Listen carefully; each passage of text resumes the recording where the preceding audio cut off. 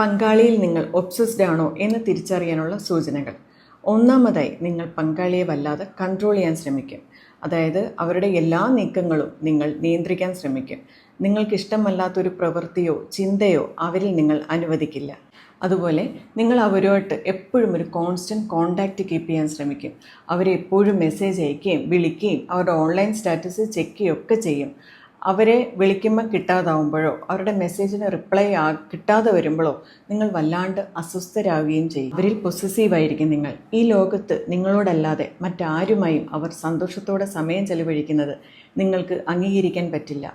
എത്ര quality time അവർ നിങ്ങൾക്ക് തന്നാലും അത് പോരാ ഇനിയും വേണം എന്നൊരു ചിന്തയായിരിക്കും. സ്വന്തം ജീവിതത്തിൽ മറ്റെന്തിനേക്കാൾ നിങ്ങൾക്ക് പ്രാധാന്യം അവരായിരിക്കും.